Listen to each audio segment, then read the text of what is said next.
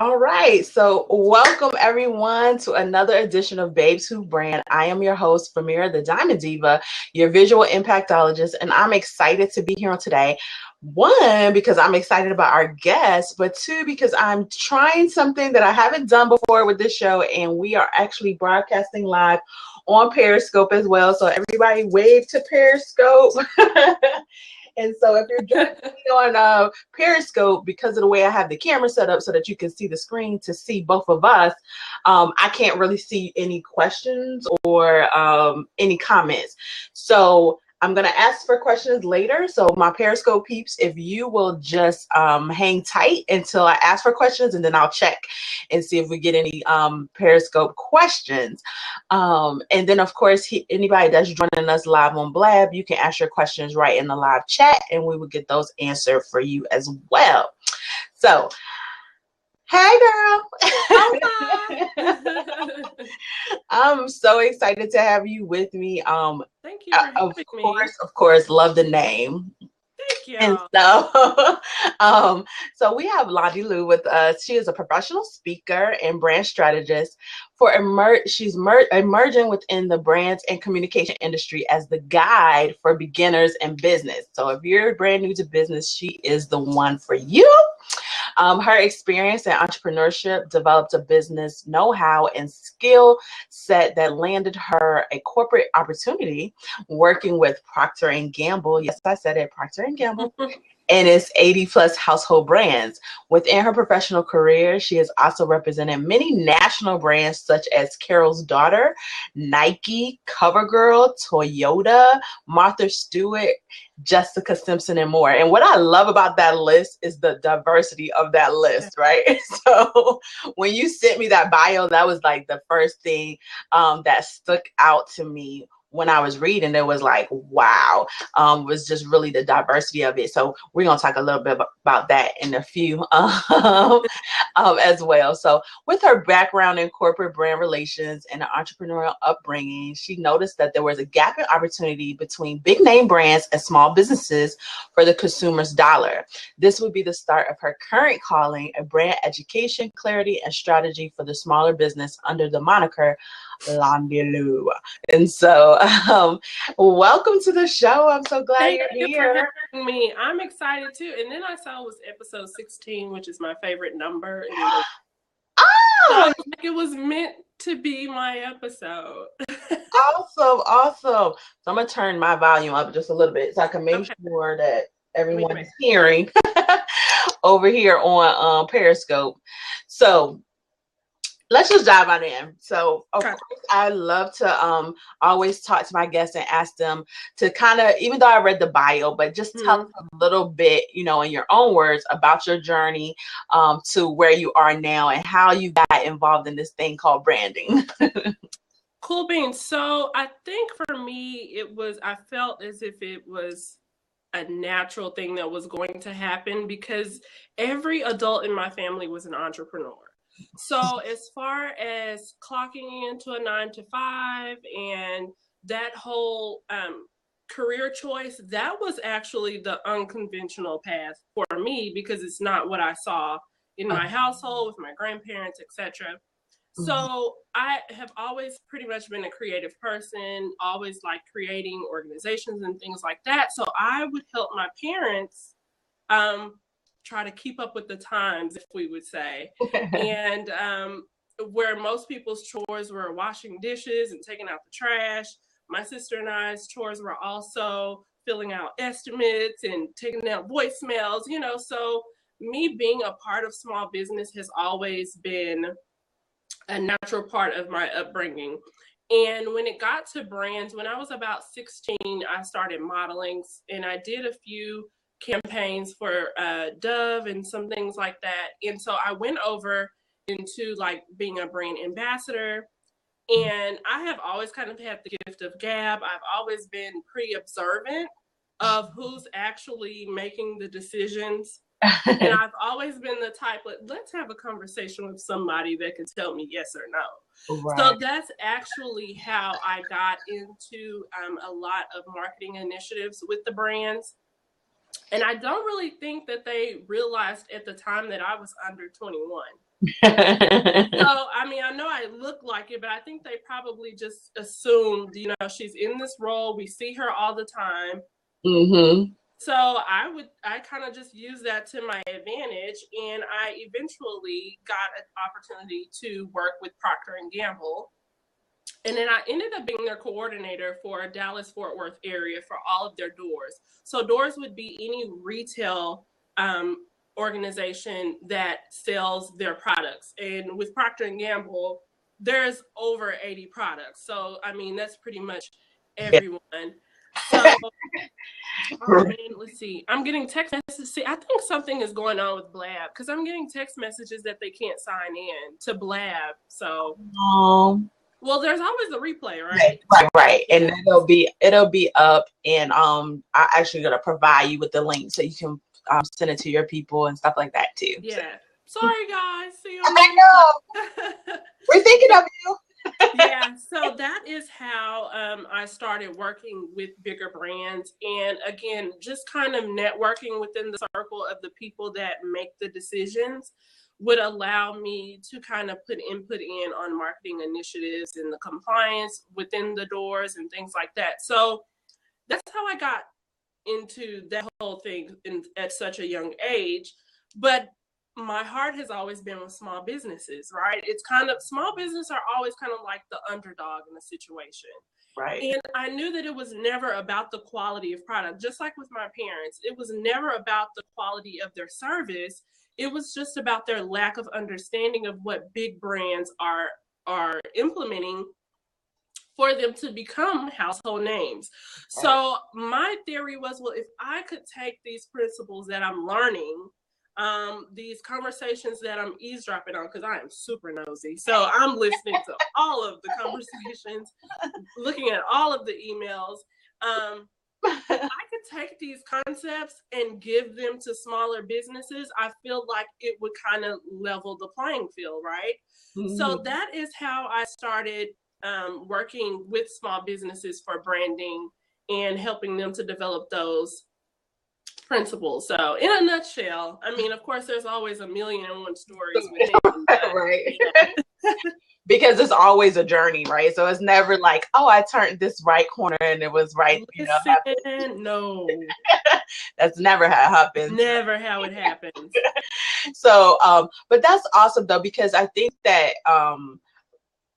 what you do too in regards to having those opportunities is definitely something that a lot of entrepreneurs dream about, want to happen with these larger brands, but really don't know how or what to do. So, so having someone occupy that space to be able to share that, I think is awesome. And so with that though, I do get a lot of ladies that watch the show because I think girls rock, and that's normally who I attract. But at the same time, a lot of them are getting started, or there's some that are seasoned, but they're looking to expand their brand. And so what would be, some things that you would say as like some starter steps for women or men, whoever may be watching this, that are in business to really try to get in front of the Procter and Gamble's, the Nikes, some of these larger brands? What do they need to be doing? So I would say the biggest thing would be doing your homework and your research. And so one thing that I can tell you that I think is a huge misconception is whenever you see these big brands or you feel like you have access to them, everyone goes directly for their email. For, Procter and Gamble, for Pepsi, whatever it is, you go straight to that brand. And the reality of it is, especially when it comes to marketing and communications, 9 times out of 10, they're working from a third-party source. So a lot of the times, unless you are an executive of some huge agency, you're normally not even going to actually talk to the brand. And so I think a lot of people put a lot of their energy, their initiatives towards trying to directly communicate with the brand, whatever brand it is. And honestly, those emails and stuff are kind of falling on deaf ears, especially the larger the organization is, because they actually don't even touch their marketing or their sponsorships and things like that. So you really would want to do your research on what organization is actually handling those decisions for that company. So that's going to be the biggest part. And then you kind of want to get an understanding of that third source party. What is it that is, what do they specialize in? Because they use different organizations for different things. So if you are a minority, then you need to go after brands that really appreciate that, and those marketing companies that are really facilitating those campaigns and initiatives for them. Because a lot of times it just doesn't match up, right? Right. What you want to offer, the audience that you speak to. Is almost kind of just like sponsorship as well, right? It's just a matter of finding the right people who you're actually going to be able to talk to, who can give you the yes or no. Right. And that was the thing, especially working on the lower level of the marketing initiatives. The bigger brands do come to make sure that their campaigns and their experiences are really fulfilling the needs and the desires or the objectives that they have.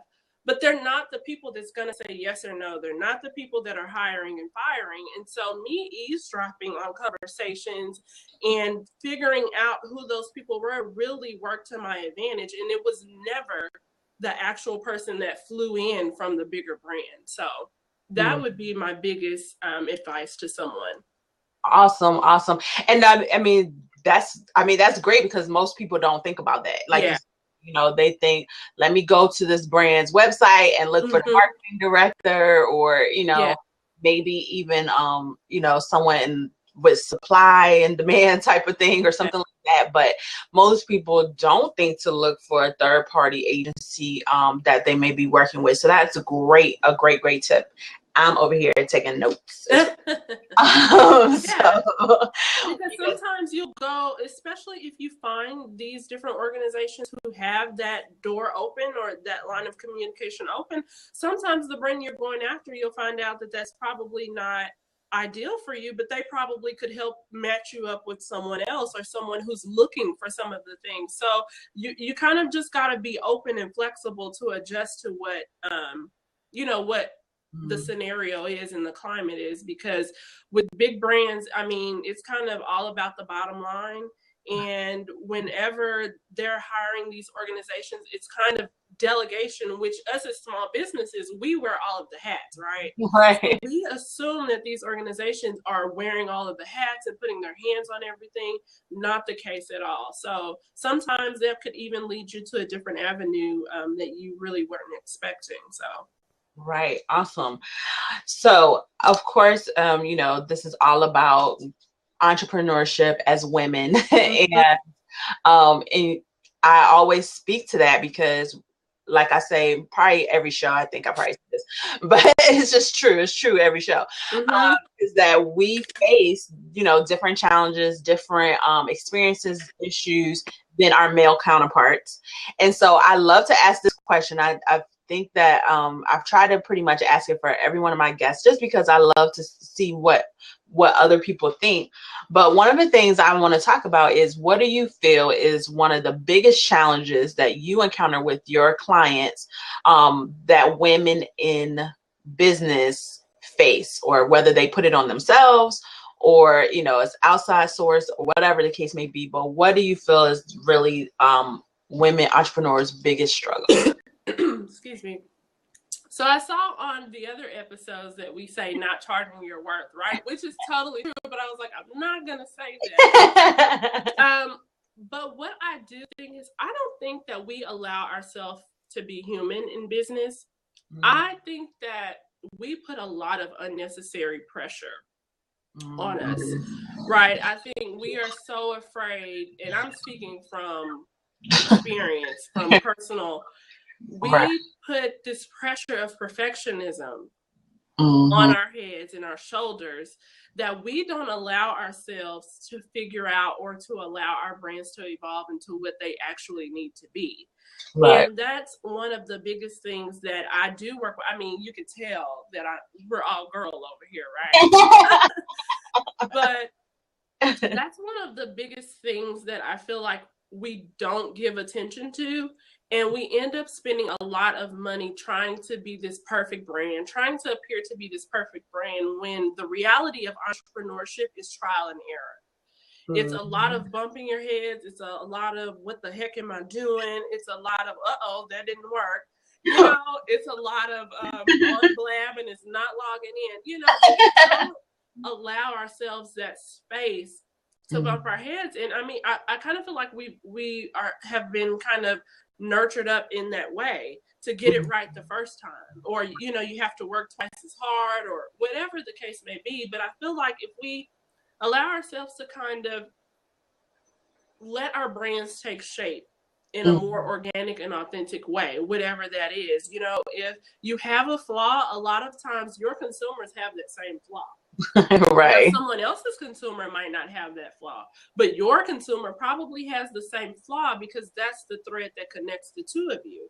And I feel like with guys, they don't have a problem with screwing up in anything.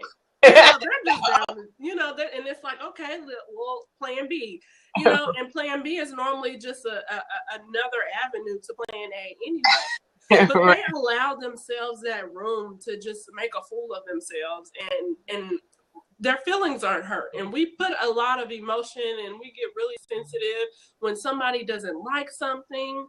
When we mess up on something, you have to give a refund. You know, we take that home. You know, we marinate on that. Right. We have a glass of wine because of that. And it's like, it happens, you know? So yes. I feel like that's the biggest thing, just that idea of being a perfect brand, which, come on. Right. Not really possible. Not at all. And that's so true that you said that, because like I even think about how I'm a coach who definitely believes in coaching. And so I'm in a program right now. And even in there, like we're sharing content, and you know, we're sharing copy and messaging, and you know, asking for feedback from the other women in the group. And when I post my stuff and people are like, well, this part doesn't really, you know, fly, or I don't really like that. I'm like, what are you talking about? He's like, excuse me. What do you mean? What do you mean you don't understand what it says? Like I wrote that. It took me 30 minutes to write paragraphs, right? And I really had to be like, Famira, like, it's just a sentence. It's like, it's like, we take that personal, don't we? Yes. Yeah. Like, what you mean you don't like my sentence? Like, I really was pulling adjectives and everything, you know, behind that. And you have to be like, okay, wait a minute. The women in this group are essentially a cross section of the women I want to work with. So why would I not want to listen to what they have to say? So that when I do put it out, I can attract this exact type of woman, right? You know, but it is that, you know, we are kind of taught that, you know, everything is personal, and to take everything, you know, in that way, you know, to be like, as a sign that we're not qualified, because that's, I feel like for women, that's probably one of the biggest questions, that no matter what progress you make, what clients you have, it's always, am I good enough? Am I qualified? You know, am I in this fraud sense of operating? You know, when it's really not the case. So anytime someone says, I don't know about that, or I would do it this way, we're like, excuse you, you know, I'm qualified to, I curated this perfectly, you know. It's one of those things, because it's our baby, you know, and it's almost like what I would assume a parent would be like, you know, like anything you have to say about my baby is almost fighting words, you know. But sometimes, you know, there is room for improvement, especially when you're talking to your potential consumers, and especially when you can do it in a practice round, right? So yeah, it is so, but it is so true. It's like, you know, you have to sometimes just be like, this ain't a child, this is a paragraph, like, you know it's like, not the whole baby, just a paragraph, just the outfit, it's just a paragraph, like, change the sentence around, it's not no big deal. But so I love that answer, and I love to know that you watch the show to know not to say the same thing. Awesome, because that is, you know, normally what a lot of people do say, which I do think that it, you know, not charging your worth is a very big part of it, but I think it's directly related to what you just talked about, too. It is that never ending cycle of feeling like, am I qualified? Am I qualified to charge this? Am I qualified to say this? Am I qualified to have a show? Am I qualified, to send this email? Is, always that constant thing there. And so that makes me want, think about mindset, right? Because, and for me, it's like I'm even more, I guess, in tune right now with my mindset than ever before, because of the stretching and the goals that I have, that I'm trying to accomplish. Mindset is a big thing. I do feel like sometimes people don't listen because they view things as trendy, and there's a lot of conversation around mindset. There's a lot of coaches emerging around mindset, but to me, it's because it's really important, and people are recognizing how important it is. So I would love to hear what you have to say, in regards to the importance of mindset with building your brand. Yeah, so for a large part of the beginning of my journey, I was actually only focusing on positive mindset for business owners, because it was never about the quality or the strategies that I was providing my clients. It was never facilitated because of that mindset block. So I said, okay, if the issue is not necessarily the strategy or the actions that need to happen, we need to take this time and focus with our clients on why you don't think you can do this. Because there's so many people out here doing it, and there's really not much of a difference between them and us, other than they believe that they can do it, and we have this mindset block. And a big thing that I'm always reminding people is that the mindset it's a muscle as well. So it's something that you have to exercise every single day. A positive mindset is something that you have to cognitively pay attention to. And it's not something that today I have this positive mindset and I understand, the self-sabotage issues that I have, and we're good to go. It's a process of every single day. I have to have a come to Jesus with myself almost every day. I was telling one of my friends, I feel like I quit every day. I fire myself every day and rehire by the end, by the evening, because it's a muscle that you have to exercise, just like any other part of your body, of understanding and acknowledging what your self-sabotage factors are, right? Because they're a bit different for everyone. For me, it was definitely the perfectionism. And I had to understand that there was actually an ego situation of, I don't want people to know that I need help. I don't want people to know that I don't know the answer to this right now, and so it's kind of like what we were talking about earlier. If we kind of let ourselves off the hook a bit, it would really help with the mindset. But the mindset is like the gateway to all of the opportunities. It's pretty much one of the top, if not the top, difference between those who are making their dreams a reality and those who are wanting to make dreams a reality. And so it's like, once you get that mindset, then we need to knock on that clarity. So it's definitely a vital part of an entrepreneur, and something that I think that we have to make a habit of giving attention to. Because just telling yourself, I can do this, and liking a few powerful quotes on Instagram it just isn't enough. And so that's what we do. We read and we repost these Instagram quotes about the hustle and about the passion, when we truly don't believe it. Honestly, ourselves, we're trying to pump ourselves up. So I think it's really important. Somebody said they have a come to Jesus too. Okay, so it's not just me, right? Right. Which I figured it wasn't, because it's just a natural part of entrepreneurship. So it is so true. Because I know almost every day I'm like, I just want to go take a nap. Yeah. I don't want to look at anything anymore, and just be like, I just want to go and take a nap and wake up and start over. And I just think, if I had a 9 to 5, this would not be happening. I would be clocking out by now, and I'd be on my way to something else, Yes, it's so true. It's, the mindset piece is important. And what's so funny is that if we really pay attention to those people, we all have mentors, mentors in our heads, or, mentors that we follow online, or in life mentors. And one thing that I have noticed, about all of the people that I follow, that I consider, mentors in my head, they always talk about mindset. You look at Oprah, Michelle Obama, Marie Forleo, like all of these amazing women that I listen to, and they all say that they are where they are because they believe they could do it.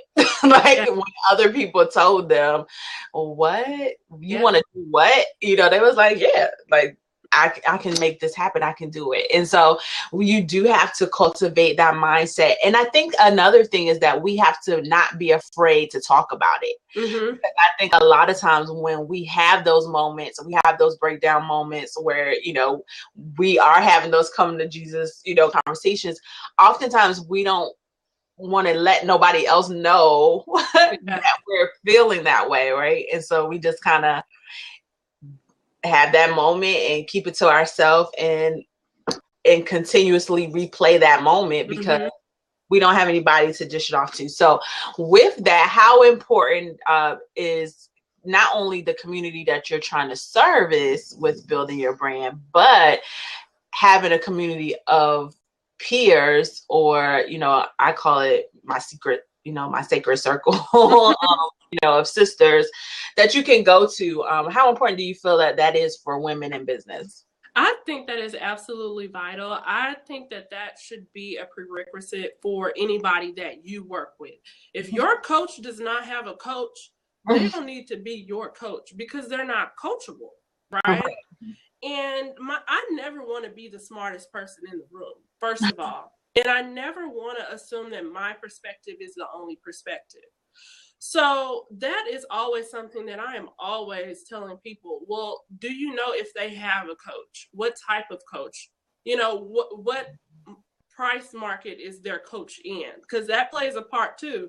If I'm only making 3 figures and my coach is only making 3 figures, we're kind of on a hamster wheel here. So I think that is vital, because a part of developing your mindset is being exposed to things that you did not know before were possible, because that's really the difference between a lot of us in our family. They're raised, you graduate high school, you go to college, you get a 9 to 5, you work that 9 to 5, you be appreciative of that 9 to 5, you retire from that 9 to 5, and that is the cycle, right? So we're already in an innovative space or unconventional space compared to the people that we're normally around. And so then when we have our own limited intelligence about what our unconventional path is, we kind of almost put a glass ceiling on ourselves. So it's not until you put yourself into a community of people who are making 5 and 6 and 7 figures like it's nothing, it lets you know I'm not crazy, right? Because I feel like every kid kind of grows. I feel like every kid kind of grows up saying what kind of car they're going to drive and how much money and when I'm rich. And then when we become adults, we assume that was kind of a childlike fantasy, a childlike faith, until you get into those circles, right? And then it becomes more of a reality because you're able to see what business structures, what business models, what habits that they're having that's actually making this a reality. Because that's a big, huge, probably the biggest part of my business structure is clarity. And that's why I love working with those that are beginning in business, because I feel like if you can get that clarity and that understanding in the beginning, you're going to save yourself a lot of money. You're going to save yourself a lot of headache, and you're going to provide yourself a lot of progress because you're not going to be stuck because you have an understanding of where to go. And so when you are not the smartest person in the room, that allows for you to see what expansion opportunities that you can create for yourself that you never knew existed. I know there are a lot of things that I never knew that I could do that. I didn't know this is how people are getting their six figures. So that's something that I'm personally still working on my six figures. So I'm making sure that I'm around people not only who are under and learning from my abilities, but people that I'm grooming and maturing my abilities from as well. So I think it's absolutely vital for you to put yourself in those dream teams, in those circles and masterminds, and making sure that whoever you're giving your money to and investing in is doing the same as well. Because it's a trickle down effect. Because everything that I learn, I'm able to feed into my clients, right? And that's what I was just about to say. That's the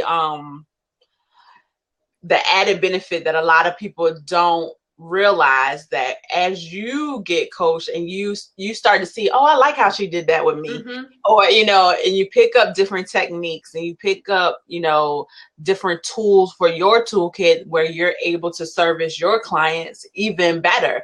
And so and that is something. And we lost Periscope because my phone went dead, so hopefully they'll come over to Blab. Right, come on. I heard a buzz. I was like, okay.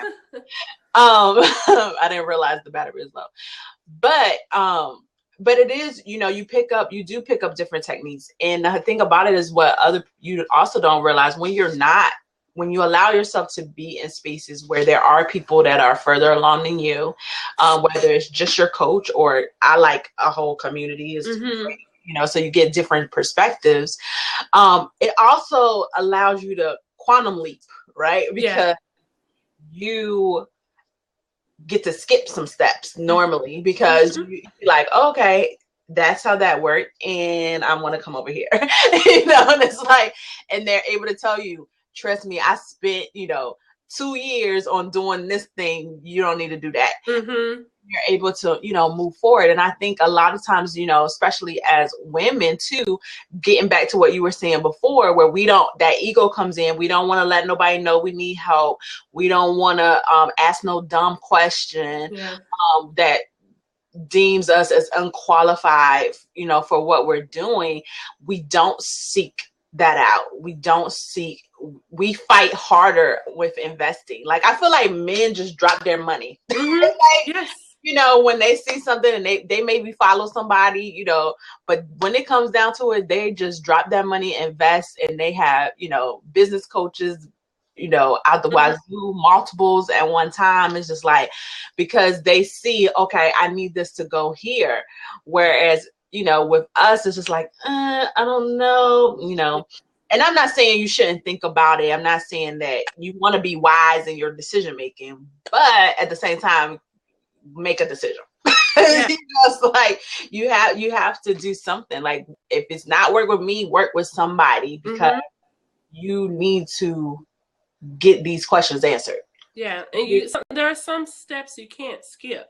Right. And I think because for us as women that are couponers and bargain shoppers, and we love to save some money, we assume that we can watch from the outside, i.e. Periscope, Instagram. We think that we understand someone's system, so now we're going to skip. I'm just going to go straight to the graphic designer, right? And you don't want to invest in those parts of your business that is really actually the reason why the people that you're admiring and envying, because, we have a couple people that we just envy, like, if I could just have what you got going on right now, right? So we're assuming I'm just going to mimic that, but we don't understand that these are parts of their business model that's actually providing them the opportunity to thrive. So that bargain hunting, that, not wanting to go through a certain process, which would normally be the things like investing in your mindset, investing in clarity. These are things that we're like, well, I'm just going to save my dollars on those, and I'm going to jump right to having a beautiful brand. And then you're wondering why you have this gorgeous website, these beautiful pictures, and you don't have anything coming in. Right. So I think that's definitely something. Whereas guys, they, like you said, they go ahead and pay the money. Right. Right. They go ahead, they pay the money, and they make the money back because they're go ahead and investing in the places that they need to.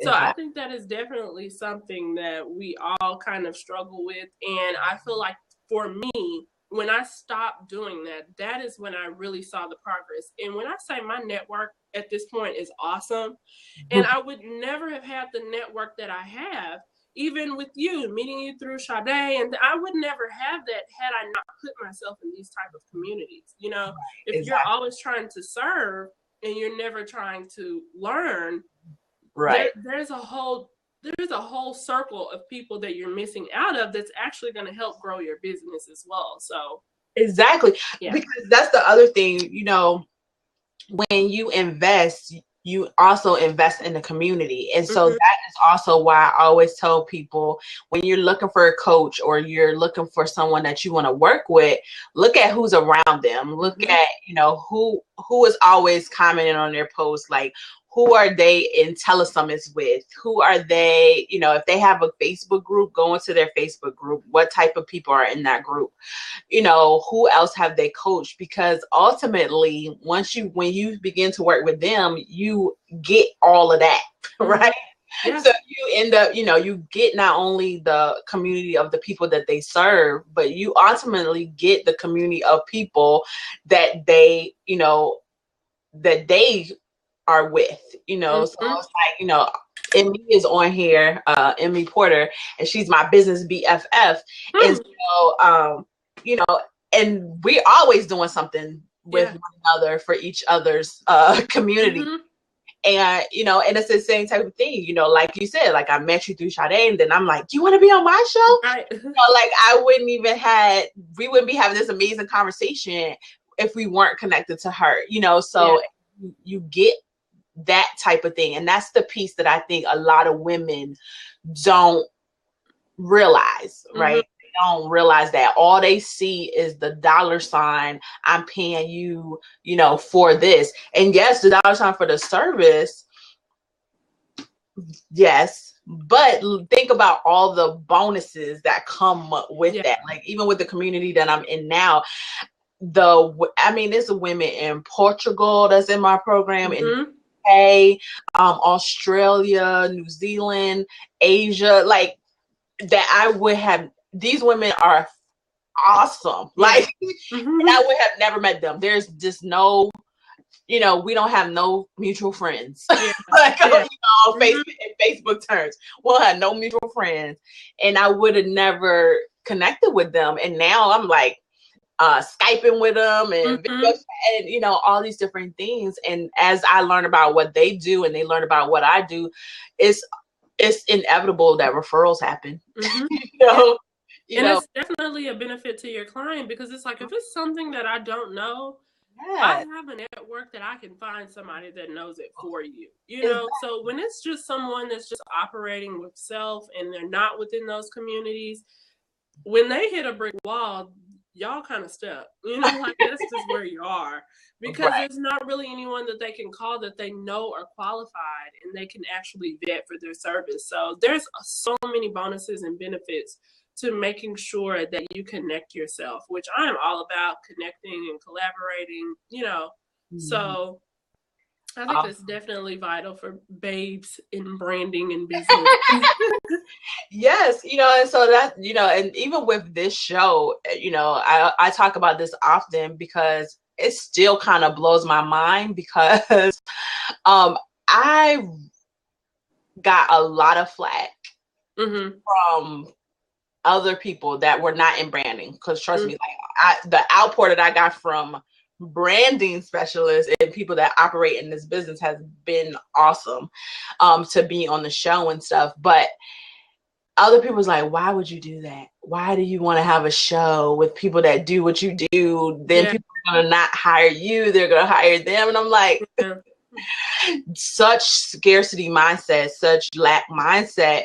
But this has been like one of the best things. Like, I was like, God, thank you for giving me this idea. This has been one of the best things, because the connections that I made, because a lot of the women that came on the show, I didn't know them before. I sent my email out and was like, this is what I'm doing.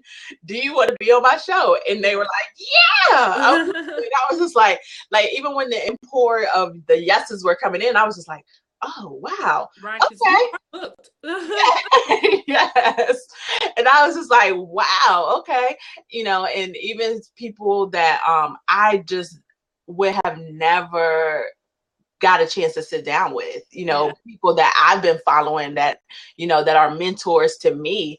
Like, I'm excited because June 30th, Jennifer Kim is going to be on the show. And I know Jen Kim, like, Yeah. branding extraordinaire. And I'm like, but I just sent an email. Yeah. But I would have never been able to connect with those people in that way if I was worried about somebody taking a client. Like, and I think a lot of women, we have to get out of our own way in that way, to be open to what happens next. Yeah, so, I definitely am not one of those, the whole competitive or the scarcity of worrying about somebody's going to take my clients or they're going to work with them, because the reality of it is they probably will. If someone connects with that person, that was probably their client. It probably wasn't mine. And here's the thing that I can speak to. We're always wanting to have all of the clients. And then when you have a lot of these clients, you don't want them. Okay. Secret, you don't even want them. You're trying to find. I went through a season where I was giving away clients because they're not a part of my tribe, right? Right. We don't speak the same language. We don't work on the same wavelength. So if I'm always the one that's so concerned about not connecting and working with other women or anyone within my industry because I want it all for myself, you're going to be miserable anyway, because you're going to get a lot of clients that aren't meant for you and what you have to offer. Yes. The reality of it is you can't handle them all. That's the thing. There are so many people who need what we do. And another thing is that we do it in so many different ways. We specialize in so many things. Me and Sade was talking about that because I like the babes in business, not babes as in babes, but like babes as in babies in business. Right. Sade is like, I would prefer that you kind of have an understanding of what you're ready to do so we can get to rocking and rolling, because she specializes in launching and those kind of strategies. And if you're a babe in business, you're not ready for that. So now you're wasting her time, you're wasting your time and your money. Right. So you can't always, kind of close that door or have that wall up because you're afraid that you're not going to get the clients you need, because it's a sisterhood around here, right? We operate in a sisterhood. Exactly. Yeah. So Emmy says, yes, you want your client, and everyone is not your client. So true. And then when you're talking about everybody having their space, we all have our own methods of genius, and what we do. And so, yes, we may do an overall, but there's something specific that we're great at that people come to us for, so, and that makes a difference, because if someone's not looking for that, why do they need to spend their money with you? You don't have what they need. Yeah. Right. So she's saying the same thing, not the same way. Not the same way. I mean, because we could probably have a conversation to the side and we would have so many, I do it this way. Well, I like the way you do that, because it's all branding in the sense, but the method is so different and it's so curated to what we understand that our clients need. And I know for me, a lot of people were like, why are you always wanting to work with the beginners? They're not the ones that's going to pay the money. And I'm like, well, the serious ones are. And the serious clients are the ones I want to work with, so it kind of weeds out the people that I don't want to have to work with because they don't align with my method. So it's definitely same thing, different way. Exactly. So true. This has been so good. I just looked at the clock and I'm like, oh my God, we only have 10 minutes left. So if I want to definitely make sure, if anyone that is watching us, if you have questions, to put your question in the chat box so we can answer that. Emmy says, different people, personalities, and processes leave plenty of clients for all. And that's so true. Yeah. And that's irregardless of what industry you're in, right? Yeah. There's so many people that I work with that are in health and wellness, or, I have clients that are in real estate. I have clients that are in business coaching. And even in that is like, what does that mean? There's so many different ways to specialize, even within your umbrella. And so, and that's something that I'm actually changing a little bit myself with what I do. Of course, the visuals is always going to be there because I just love that piece of it. But I actually realized from surveying my clients and just kind of like seeing what their feedback was on what they get from me is really around discovering their ideal client and building their mailing list with their ideal client on it. And so that's where I'm even looking to do some shifting with what I talk about to let people know that if that's what you're looking for, come over here and talk to me, type of thing. And so, but yeah, so you have to look at that. And, and of course I look at Sade, if you're trying to do that content, she got content on lock, content creation, creating them products, digital products. And so looking at those different things, that is another reason why it's just important to have community as well. So, so that's that.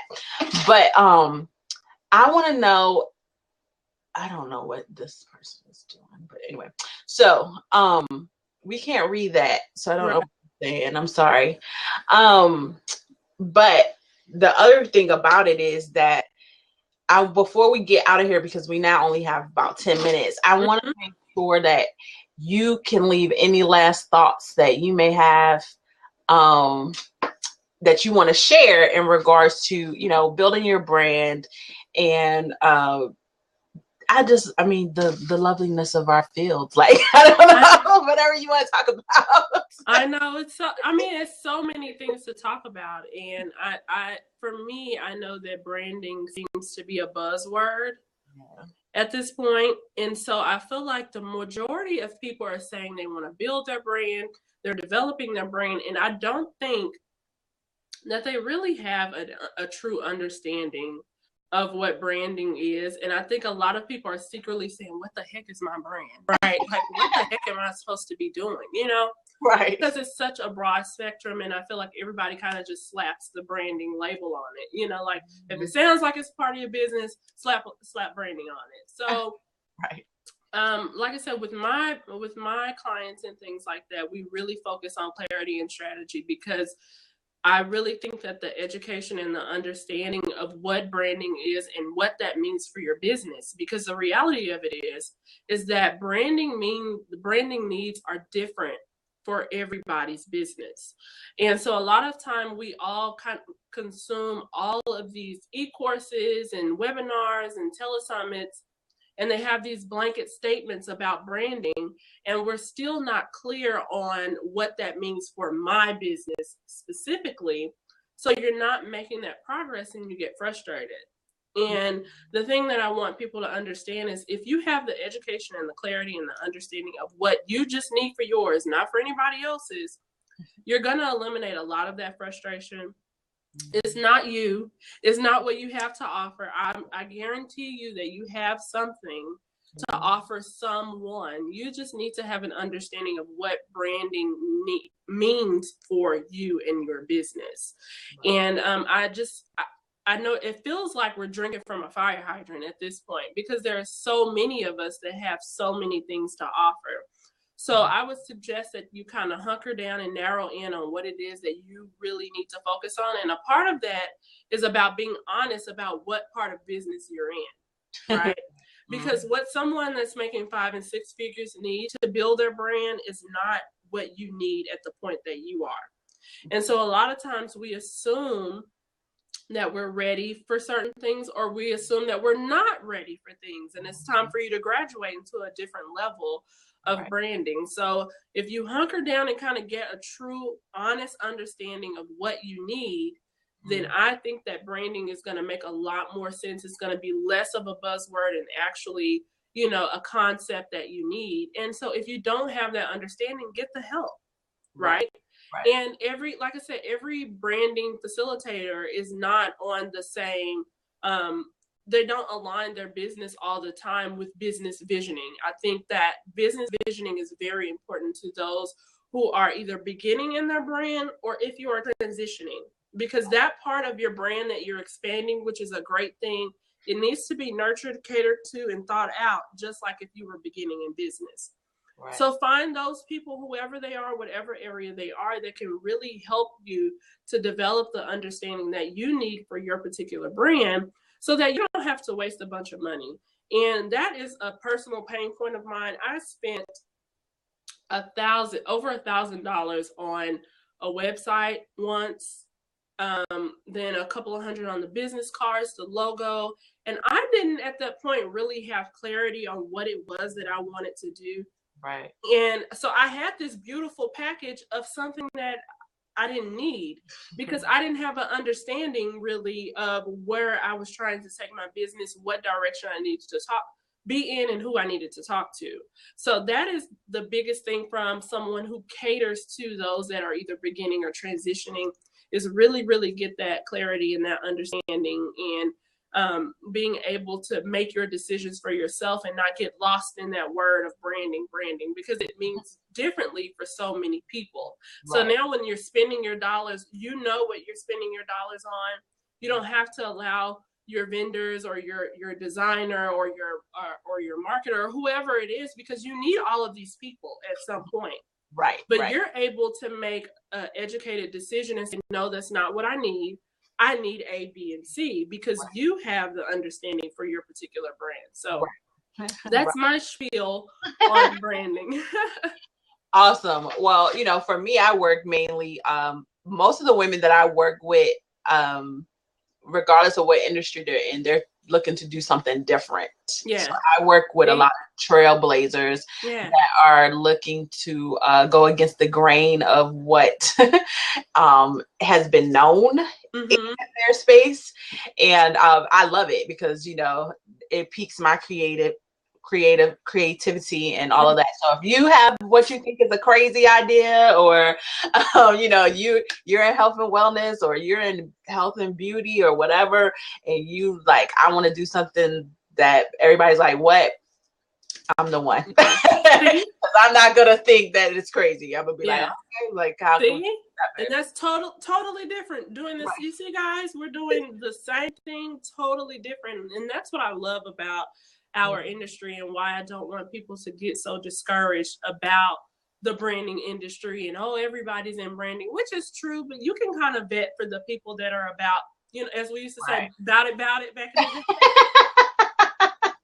You can kind of vet those that are really about their branding business and those who are kind of jumping on the bandwagon. So exactly, there's somebody for everybody. Exactly.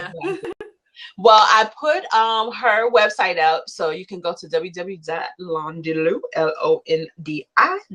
LONDILEW.com, and she goes by the same name on all social media. So, so you can check her out if you are new in business, or you just want to check her out, because she does give great information regardless of where you're at in your journey, that you can use. So you can go follow her, and of course you can find me on my website at www.famira, F as in fabulous, AMIRA, green, just like the color.com.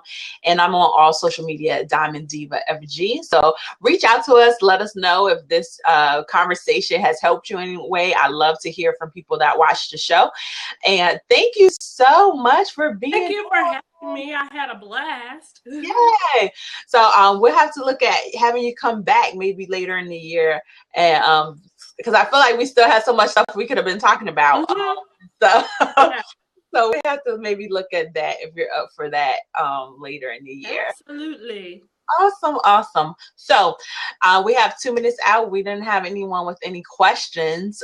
So I'm going to go ahead and wrap this up. But be on the lookout.